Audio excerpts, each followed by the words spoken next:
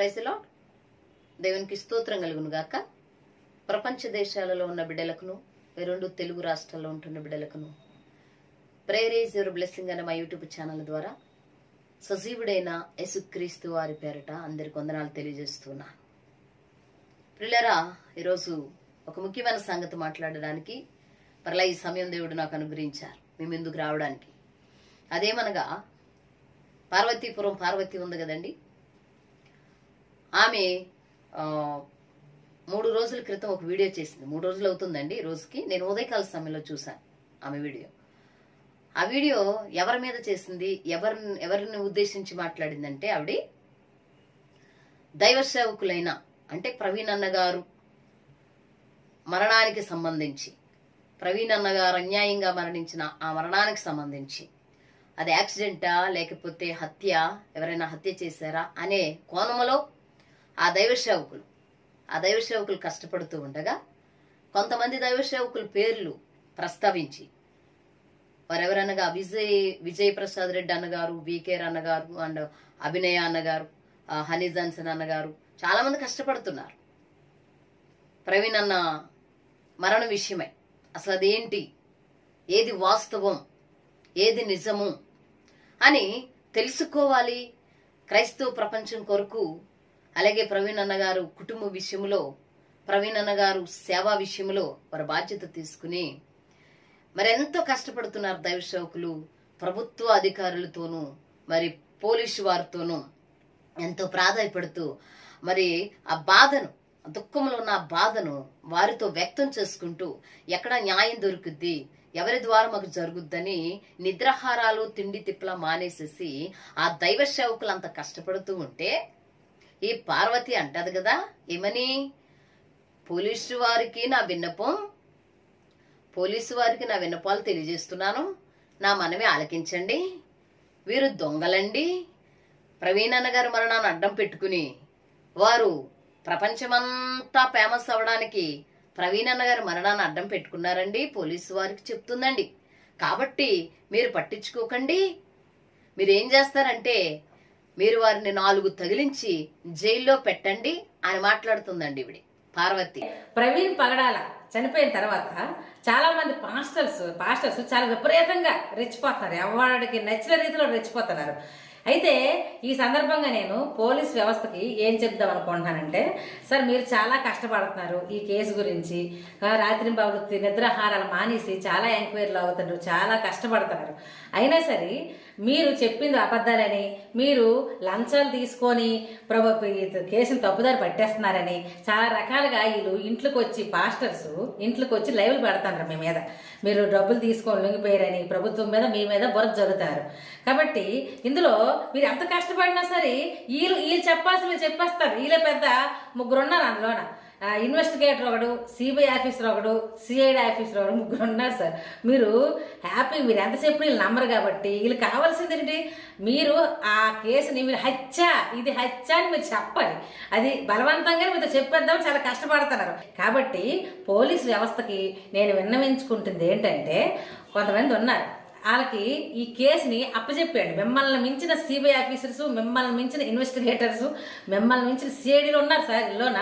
వాళ్ళకి అప్పచెప్పేసి మీరు హ్యాపీగా రెస్ట్ తీసుకోండి, వేరే కేసులు చూసుకోండి, ఆ కేసుని వాళ్ళకి ఇచ్చేయండి. ఇచ్చిస్తే వాళ్ళ investigators, CID officers, CBI officers మొత్తం వాళ్ళే అక్కడ రక్తం ఎందుకంటుంది, ఈ సైలెన్సర్ మీద పడితే ఎందుకు కాలేదు, లోపల ప్రవీణ్ హెల్మెట్ ప్రవీణ్దే, అన్నీ ప్రవీణ్వే, కానీ లోపల ప్రవీణ్ కాదట ఈ పిల్ల పాస్టర్. వీళ్ళకి నచ్చిన ధోరణిలో అనమాట. అందుకే సార్ మిమ్మల్ని మించిన లేదు, మీకన్నా బాగా తెలివైన అనమాట. వీళ్ళకి పని ఏమీ ఉండదు సార్, ఇంటి దగ్గర ఏ పనులు ఉండవు, ఏ పనులు చేయరు. వీళ్ళు ఆదివారం ఒక్కసారి ఎంత పీక్కుంటున్నారు కదా, ఎంత గింజుకుంటున్నారు కదా, మీరు ఆదివారం రమ్మానంటే అక్కడికి ఒక్కడైనా వస్తాడో లేదు చూడండి. ప్యాంట్ లేగేసుకొని చర్చలకు పారిపోతారు సార్ వీళ్ళు. ఎందుకంటే అక్కడ దశం భాగాలు కానుకలు ఆ రోజు వస్తాయి. పాస్టర్ ప్రవీణ్ పగడాల మీద ప్రేమతో వీళ్ళు ఉండిపోవట్లేదు మీ దగ్గర. అక్కడ మరి కొంచెం అతను పరువు తీసేస్తున్నారు వీళ్ళు. ఎందుకంటే ఇదే ఊపు అదే ఊపు వీళ్ళు ఫేమస్ అయిపోవడం కోసం కొంతమంది వ్యూవర్షిప్ పెంచుకోవడం కోసం కొంతమంది రకరకాలుగా వీళ్ళకి నచ్చినట్టు వీళ్ళు నచ్చిన ధోరణిలో చెప్పుకొని వెళ్ళిపోతారు. కాబట్టి వీళ్ళకి మీరు ఒక్కొక్కడికి పిర్రల మీద 4 తగిలించి లోపల వేసి ఒక్కొక్కడికి పిర్రల మీద 4 తగిలిస్తారు లాఠీలతోటి తిన్నగా ఉంటారు సార్. మీరు వీళ్ళ గురించి మీకు తెలియదు సార్. వీళ్ళు మొత్తం అబద్ధపు ప్రచారాలు, మొత్తం వాళ్ళ నోట్లోంచి వచ్చిన అబద్ధాలే. ఆ ఇన్వెస్టిగేటర్ ఉన్నాడే వీపీ రెడ్డి రాగానే అక్కడ ఒక డైరెక్టర్ పేర్లు చెప్పేసి ఇప్పుడుకొచ్చి మరి మనిషి అక్కడ అడ్రస్లు వేస్తాడు.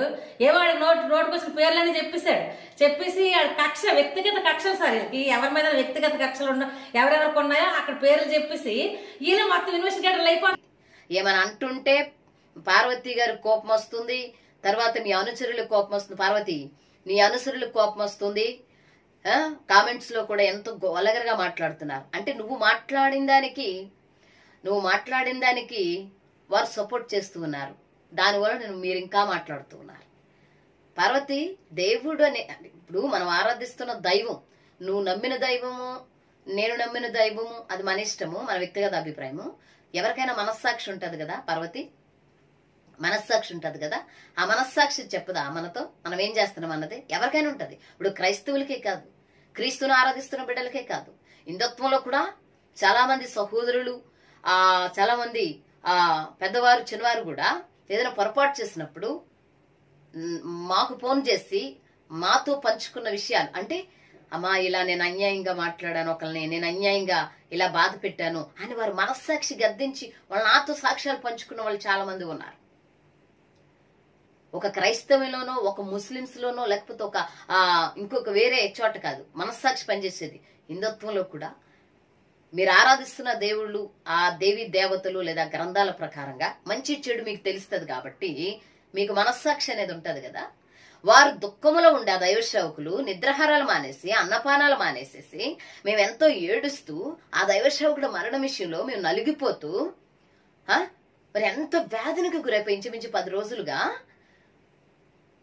ఒక పిచ్చివారిగా ఎక్కడ ఏది న్యాయం దొరుకుతుంది, ఎవరు నిజం మాట్లాడతారు, ఎవరు ఆదరణ కలిగించే ఆ సంభాషణ తీసుకొస్తారని మేము ఎంతో ఏడుస్తుంటే ఫేమస్ అవడానికి ప్రవీణ్ అన్న గారికి మరణం విషయంలో వాళ్ళు వస్తున్నారు ఆ దైవ సేవకులు. ఇది నీకు న్యాయమేనా పార్వతి? ఇలా మాట్లాడుతున్నావు? ఇలా మాట్లాడడం నీకు సమంజసమా? నీ మనస్సాక్షి పనిచేస్తుంది? అయితే ఇలా మాట్లాడొచ్చా? నేను కూడా మన పెట్టిన వీడియోలో అదే అన్నాను, పార్వతి ఏదుంటే అది మాట్లాడమ్మా, మాట్లాడొద్దంట్లా, ఏదుంటే అది మాట్లాడు, నీకు బాధ కలిగించేది ఏదైతే అది మాట్లాడమ్మా అని కూడా నేను చాలా ప్రాంతం తెలియజేస్తాను. ఆ వీడియో నీ వరకు వచ్చిందో లేదో పార్వతి, నీ అనుచరులు చూస్తారు కాబట్టి ఈ విషయం చెప్తున్నాను. ఆమెని సపోర్ట్ చేస్తూ, ఎంకరేజ్ చేస్తూ, ఆమెని ఎంతగానో బలపరుస్తున్న ఆమె యొక్క అనుచరులు, సహోదరులు గాని ఉంటే ఈ వీడియో చూస్తే ఒకటే అడుగుతున్నాను మిమ్మల్ని, ఆమె ఏం ఫేమస్ అవుతారా దైవ సేవకులు? ఈయన మరణాన్ని అడ్డం పెట్టుకుని చిల్లర అడుక్కుంటారా?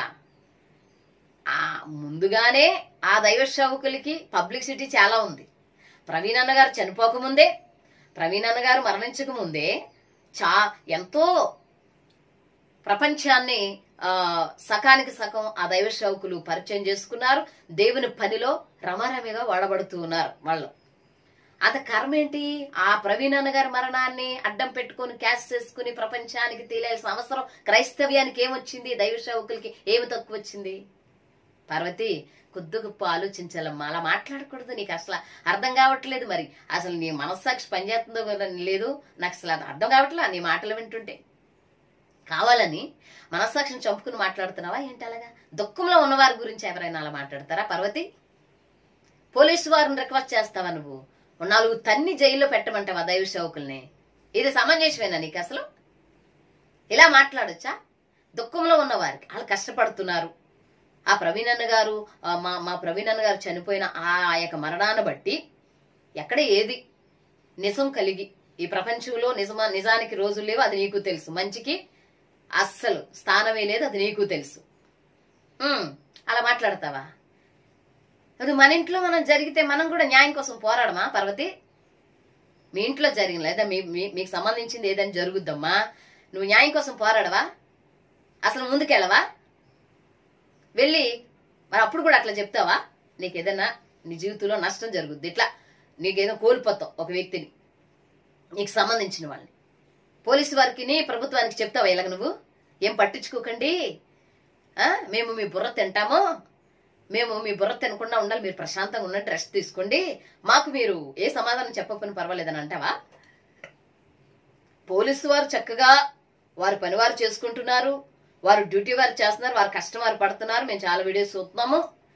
వారి సమాధానం ఎప్పుడు కూడా చక్కని రీతిలో అందిస్తూ ఉన్నారు. కొంతమంది నిజాలు తెలుసుకోకుండా మాట్లాడుతూ ఉన్నారు. వారు కష్టం వారు పడుతూనే ఉన్నారు. ఈ దైవ సేవకులు ప్రవీణ్ అన్న గారి విషయంలో వీరు పరుగు. మధ్యలో నీ బాధ ఏంటో నాకు అర్థం అవట్లేదు. మధ్యలో నీ బాధ ఏంటి అసలు? పోలీసు వారు క్షేమం కోరుతున్నావా?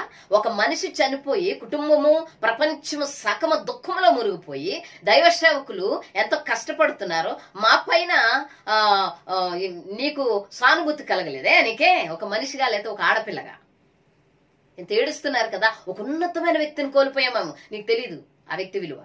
ఒక ఉన్నతమైన వ్యక్తి అతను ప్రవీణ్ అన్న గారు, ఒక గొప్ప వ్యక్తి. ఆ వ్యక్తిని కోల్పోయాము. ఆ వ్యక్తి మా మధ్యలో లేడు, మాకు లేడు. ఆ బాధ మాకు. దాన్ని బట్టి దైవసేవకులు కష్టపడుతుంటే అడుక్కుని వాళ్ళ కనపడుతున్నారా పార్వతి? నీకు అలా ఫేమస్ అవుతారా?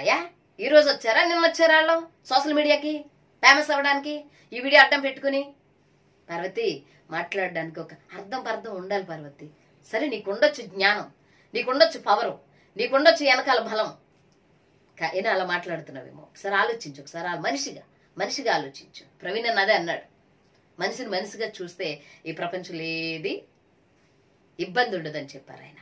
ఎంత గొప్ప వ్యక్తి తెలుసా కోల్పోయిన. ఆ వ్యక్తి కోసం వాళ్ళు దేవరాత్రులు కష్టపడుతున్నారమ్మా. అడుక్కుంటాక కాదమ్మా, ఫేమస్ అవడానికి కాదు. బాధమ్మా. పోలీసు వారికి నువ్వు విన్నపం చేసుకోవాల్సిన అవసరం నీకేమొచ్చింది? వాళ్ళ జైల్లో పెట్టమంటున్నావు నువ్వు. దైవ సేవకుల్ని, కష్టపడే వాళ్ళని, దుఃఖంలో ఉన్న వాళ్ళని జైల్లో పెట్టమని 4 తగిలించంట. ఆవిడ భాష ఉంటది కదండి, ఆవిడ భాషలో చెప్తుంది. ఎక్కడో కొట్టంట, లోపల వెయ్యాలంట దైవ సేవకులంట. తప్పమ్మా, తప్పలా మాట్లాడకూడదు అసలు. నీకు అర్థం కావట్లేదు. దేవుడు నీ కన్నులు తెరిపించి ఆ యేసుక్రీస్తు ప్రభుల వారిని మనసుతో మాట్లాడాలని రోజు మేము ప్రార్థన చేస్తాం నీకోసం. అయ్యా మాటలు నీ